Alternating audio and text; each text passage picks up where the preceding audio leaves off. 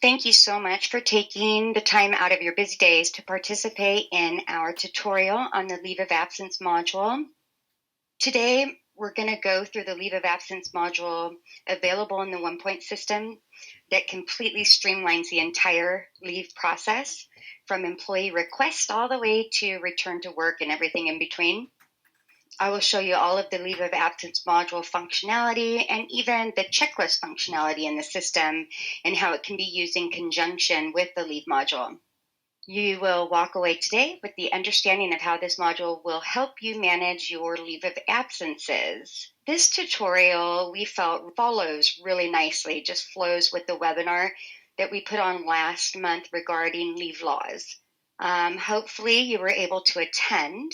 However, it's not necessary. It's not like a prerequisite, but this webinar's purpose is to show you the OnePoint system and how it streamlines leave processes and assists your business in staying in compliance with leave laws that you're bound by. So our agenda today, I'm going to show you what the system can do. We're going to start with the rules that are configured behind the scenes so that you can see this module truly takes out the thinking of leave management, which is so nice.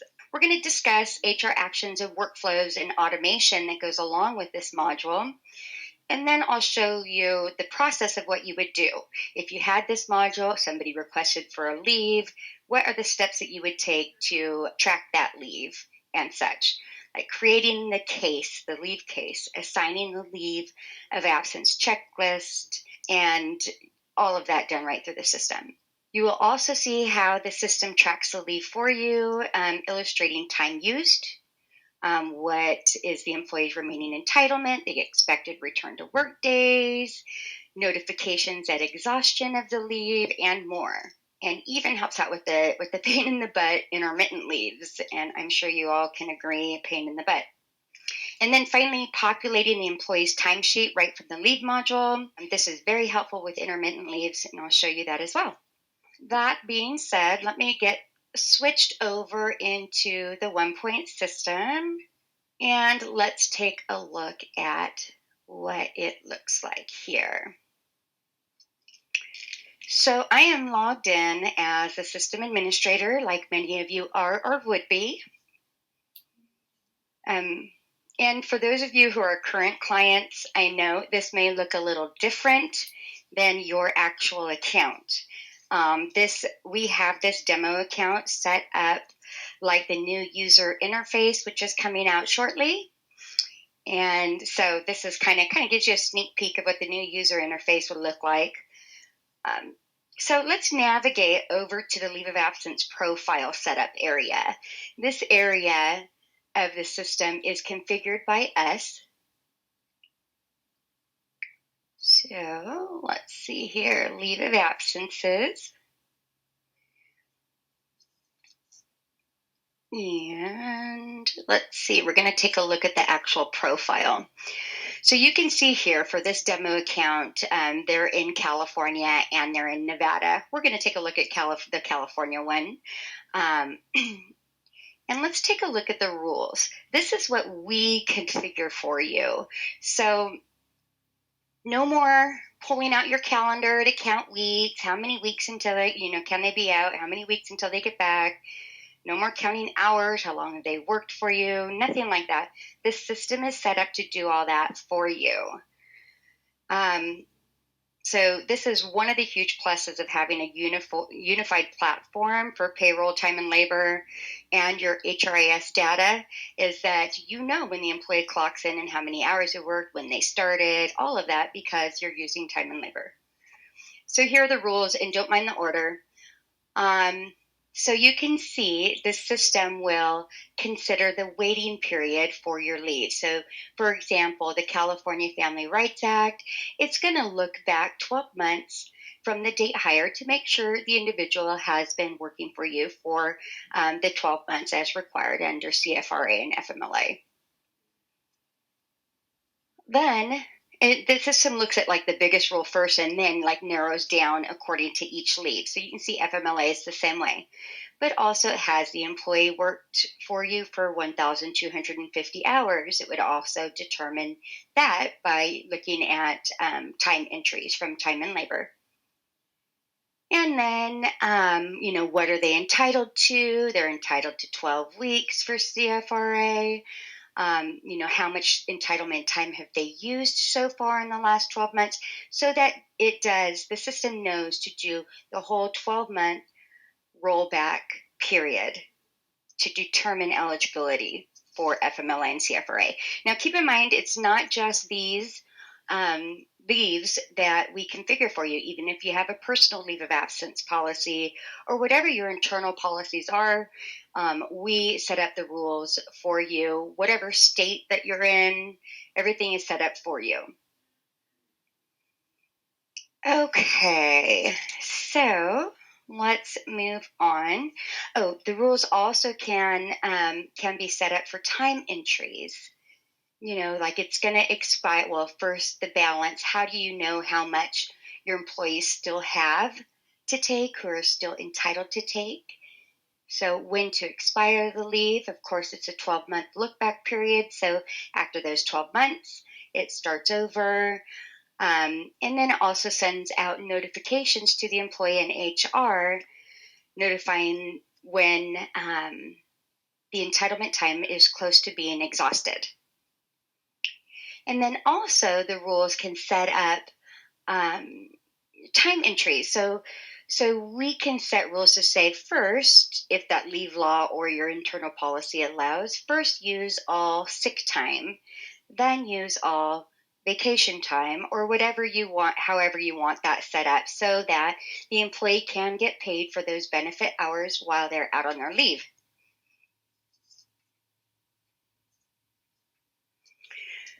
So let's go ahead and pop over into the leave maintenance area. But if you have any questions about this setup, the rule setup area, I'd be happy to answer at the end of our webinar here today. So let's go into the leave maintenance area. So let's say we wanted to create a new case. Now, how does it get from a quick little sidebar, and I'm not going to show you through this. We're just going to talk through it real quick just for time's sake. There's a couple of different ways that you can have the employee request for the leave. For example, if you normally use a leave of absence form that you have the employee request it, we can create a custom electronic form with what's called an HR action. And then behind that HR action, the employee would go into the employee self-service, into their account, request for that leave, fill out the custom form, and then a workflow is behind it. So maybe you have an approval process. Maybe you want the manager to be notified that this employee is requesting for a leave, and then it tells the manager that, and then it tells HR. So that there's a notification and approval process. If it's rejected, HR can say, I'm sorry, you're not eligible. The leave can be rejected, or you move over to the next step. So that whole process can be automated for you through the email triggered notifications and workflows and whatnot. So then after you would receive a notification as the HR person saying so-and-so is requested for a leave, and then you would go in and create that leave case. So how you create the leave case is you click this button, Add New, over here. You select the employee, enter it in there, and enter the reason. These reasons are also all customized and configured by us for you. And let's say Jennifer is sick. So the reason would be her own serious health condition. And the start date would be today, let's say, and then the estimated return to work date, let's say February 9th.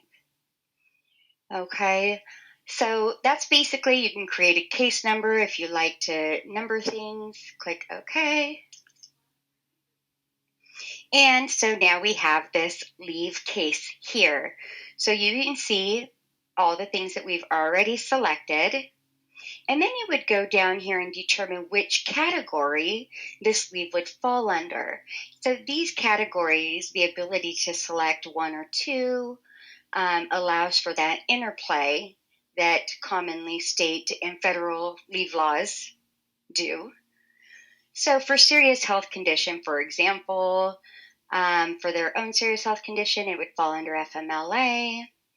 So we would uncheck the ones that it wouldn't fall under. So we know this employee needs to exhaust both CFRA and FMLA. If you wanted to also track maybe if they had applied to and are receiving state disability insurance, you can click that as well. And then you save it. And then over here on the right column, there's the entitlements. So you can see what this individual is entitled to for every leave that you have. So you can see here, this employee this year, for that 12-month look-back period, has not used any time. And then it tells you the date that it looks at as of this date. This is available. What have they taken as of date? And then what is their remainder balance? This way you can quickly look and see if there is a 0 here under entitlements here. Oh, I'm sorry. This individual has already exhausted all of their leave. That's right. Prior to our meeting, I set it up so that I can show you that this individual had already gone out on pregnancy, disability, FMLA, as well as took her baby bonding time. So she's no longer eligible. So if she was eligible, you would see those 12 weeks just like these other categories. But since she is not eligible for any more time off, you would see that quickly in a snapshot, and you could move forward with the next process for denying the request for leave. Okay. So that is essentially what this area looks like. Now, what you could do also to help with that next process, let's say she was approved for a leave or even rejected a leave, you can use the system's checklist functionality to assist you with the whole communication and forms completion process. We can make it electronic for you so that it's all streamlined through the system. So I'm going to pop over to the checklist area really quick to show you checklists. So this area of the system can be used for like onboarding and other offboarding, other processes. But I configured one here just like a shell for leave of absences. So if we click on it to see what I've put in there, here under leave of absence checklist, you can see I have put in all the required forms, or at least how to navigate to those required forms. So if the employee was eligible, then you would assign this checklist to the employee, and you would be able to fill out this rights and responsibilities notice is to be completed by the HR department. So it would be sent to you, you populate the form, and it becomes available for the employee. Same with the designation notice. The forms are in the system, so you click populate, and some of the information from the employee's account comes over, is put on the form, and it becomes available. The physician certification notice is attached, and this is to be completed by the employee in respect to they download the form, they print it off, they take it with them to their doctor. You can also put in the return to work authorization and remind them that when they return to work, they have to have this form filled out as well. Let's navigate back to the leave of absence maintenance area. So under my employees, employee leave maintenance, we'll go back to the case. Okay, so let's go back to the leave cases. Here is a snapshot of when you go into employee leave maintenance cases, you can see all your cases that you currently have. You can see which ones are closed, which ones are opened. You can see start dates, the employee's name, estimated end date, what the resolution was. Did they return to work without restrictions? What category of time they're being taken, and the frequency. Is it continuous? Is it intermittent? And all of that. So this is really nice. And like a lot of the views in the OnePoint system, they're set up like reports where you can pull in other columns. Maybe you also want to know the case number, and you can select that column, and then it would pull that column in as well. You could even save this setting if you love this report, want to refer back to it and whatnot. So let's pop back in to Miss Davis. Let's see here. Let's see. We're going to say it's like Davis because we want to take a peek back at her case. So you can see here's all three of her cases that she's had. She had one back in 2014. She had one, here's some dates that we put in. This was the date she was going to go out. This is the date that she's going to return. So anyways, let's pop in there. This is our active one right now. We're going to click into this little pen, and then we're back at the case with the entitlements, back at the screen we were at. Well, not only does this system do this, but also it can, you can indicate whether it's a continuous leave or if it's an intermittent leave, what the frequency is, how many times per day if it's intermittent, or what have you, or if, like most pain in the butt intermittent leaves, it's sometimes the employee works all their hours, sometimes they don't. So you would be able to go in here and indicate how much of their missed time should be designated as FMLA and CFRA. So maybe the employee said it went home early, 2 hours on Thursday. So you would indicate that 2 hours should be exhausted from their FMLA as well as CFRA. So you can go and take that time, put it all in here. And so let's do that real quick. Let's say 4 hours, 4 hours, 4 hours. Let's do that. Okay, and then let's do a whole week. Maybe we pay weekly. I want to make sure that we're doing the entire week. Okay, so then we save it, and then we can generate the leave entries. Oops. Let's see. We'll just go like intermittent. Let's see.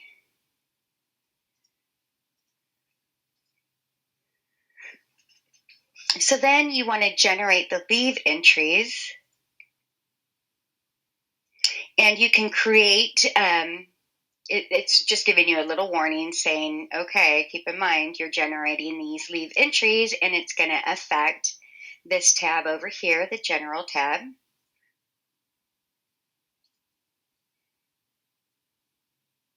And you would see here as you are generating those entitlements that she is exhausting additional time and what her balance is.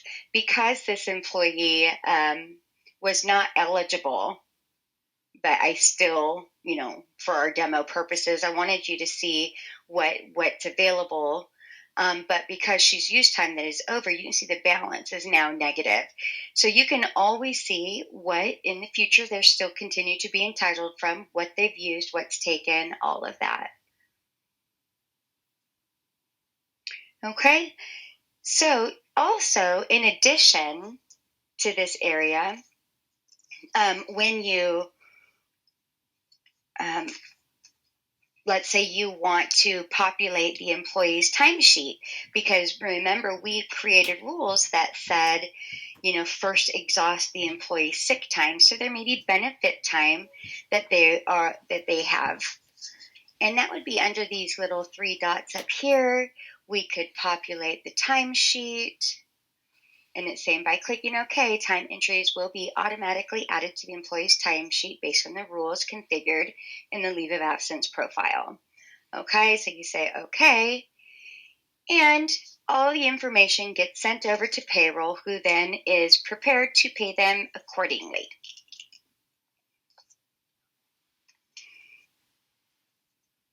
Also, there's some automated notifications that come through the system, as well as custom fields. Maybe you have some supporting documents that you want to upload into the system. You can upload them right here, so you can take a quick reference peek. You can also put in any notes. We can configure custom fields for you that, let's see. We want to put in our custom fields here, because I made some for us for this demo purpose. I'm lying, but they would show up here. So these custom fields, this custom fields area, maybe you want to put like expected return to work date. You could have that indicated here. Maybe you want to know request for an extension through date. Any other fields that you might feel is pertinent, we can create those custom fields for you, and they're here right for you in a snapshot. So that basically, in a nutshell, is the leave module.